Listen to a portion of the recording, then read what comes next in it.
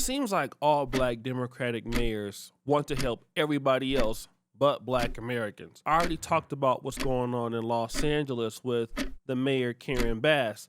She would like to take money from LA taxpayers and give this to illegal migrants. Again, illegal migrants, to help them pay bills and help them pay for their rent because their husband or wife may have been deported to their country. While at the same time, taxpayers in Los Angeles are out there suffering or struggling, especially those who lost their house in the fire that happened last year. But the same thing goes for the city of Chicago, and that's Brandon Johnson, who is the mayor. Now remember, Chicago has a much larger African-American population in the city of Chicago, and a lot of blacks voted for Brandon Johnson because, hey, he's a black man, former educator, and again, he's married, has a black wife. And an educator was important because Brandon Johnson was a teacher. So he came from Chicago public schools. Now, this should have been a slam dunk. A guy who comes from the Chicago public school system would always make sure that education would be okay, right? Well, this is what happened. Chicago Public Schools just announced it's laying off more than 1,400 school-based employees. This includes 432 teachers and 677 special ed classroom assistants.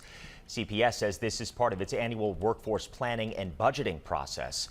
Historically, the district says more than 80% of impacted employees have secured new positions within CPS prior to the start of the school year.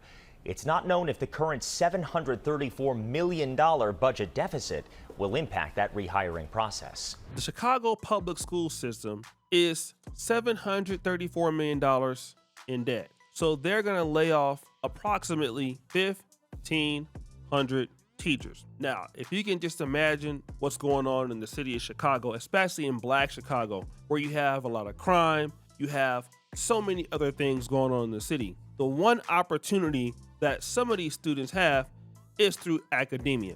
That's one of the things they have. And also keep in mind that a lot of black Chicago still never received promises that politicians made to them. Remember, housing projects like the Cabrini Greens, which have been closed for many years, were supposed to be restored and returned back to the black community. A lot of the dilapidated housing was supposed to be restored and returned back to the black community. But when the migrant crisis happened, we saw this dilapidated housing restored, rebuilt, and then the migrants got to live in this particular shelter environment while you may have had black people in the city of Chicago homeless. And some of these black people have jobs, okay? They're paying taxes and they can't find a place to live. But wait, there's more. Governor Pritzker just in the 2025 alone the budget he spent for illegal aliens is $2.5 billion. Governor Pritzker has spent and is planning on spending $2.5 billion for illegal aliens alone just for the year 2025. We've been trying to warn you all. These people do not care about the citizens, the American citizens, the Illinoisans, or Chicagoans. They don't care. We are bankrupt, but what do the administration do and your aldermen?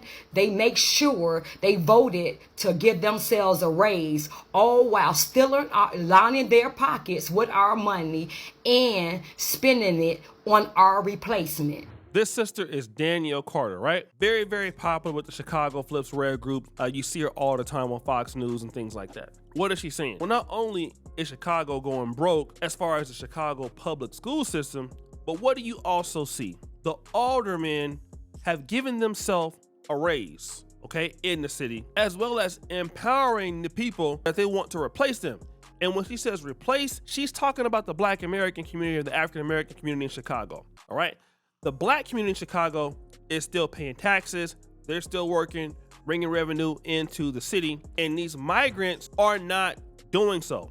But check out these numbers. Did you know between the years of 2022 and 2025, Chicago was projected to spend $2.84 billion on asylum seeker assistance, $619 million in 2023, $773 million in 2024, and $629 million for fiscal year 2025. Did you know that Chicago's public school system is the third largest public school system in the nation? Well, I guess you do now. Now back to my math is mathing. If you were to take the money that they spent on asylum seekers, whether it was housing, whether it was healthcare, or whatever, they probably wouldn't have to lay off 1,400 public school employees. So the mayor is saying that Chicago public school system is bankrupt. According to what this guy just said, and check him out on TikTok, JP Writes, he said, listen, Chicago is supposed to spend over $2 billion in the migrant crisis. He talked about it by year. All right. If Chicago would have saved that money, they would have enough money to pay teachers. Now, just think about this. Some of these schools are going to get the budget cuts, 1,500 less teachers. And guess where the migrants are still going to send their kids? I guarantee you, those migrants' children will be in Chicago public schools. So not only are they taking up resources, they're still going to be in the classrooms, 1,500 less teachers, all right? And everybody who lives in Chicago and their child goes to the public school system, and if you're a black person or any other person in the city, you're doing the right thing.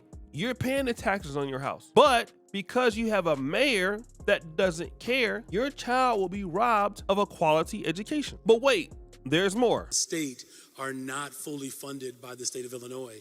Again, it's one of those areas where I'm going to need more people to get active, to challenge not just city government, but the state government as well, to fully fund our schools, because the crisis that we are experiencing is a crisis of the result of failures of the past. There is Brandon Johnson begging Governor Pritzker for more money.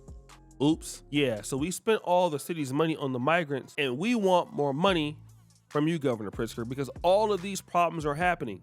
And who does he blame those problems on? Not himself, even though he has a 6% approval rating from certain sources in the city. He's blaming it on past things, past people.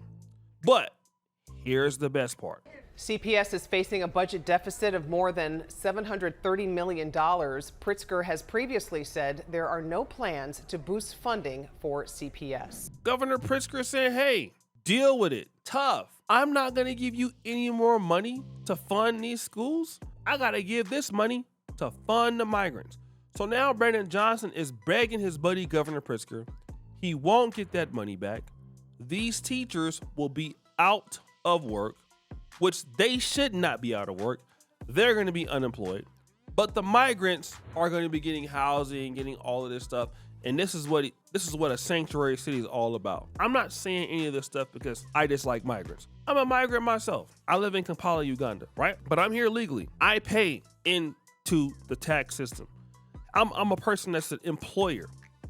I work every day for what I get. And that's the difference. A lot of these people that are in the States coming from these countries, they're not helping benefiting anything. They don't have money. They're not spending into the system. Some of them are just there being there, causing problems.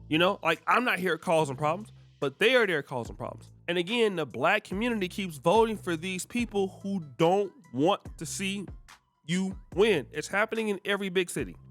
New York City with Eric Adams, okay? Karen Bass in LA. Now you're seeing Brandon Johnson. All three at one point were pro-migrant. Eric Adams only changed his tune once the indictment came through. But all of them wanted to assist everybody else but the African-American communities in which they all come from. All of them. They were all in that same, let me help the migrants, let me help them, let me give them cash, all of that. And it just goes to show you where black leadership is at. If you don't see this for what it is, I'm sorry to say, something's wrong. Guys, what do you think? It's your boy O'Shea Duke Jackson back at it again with another episode of The Celebrity Junk. I appreciate you for all that you do. Subscribe to the bell. We're out.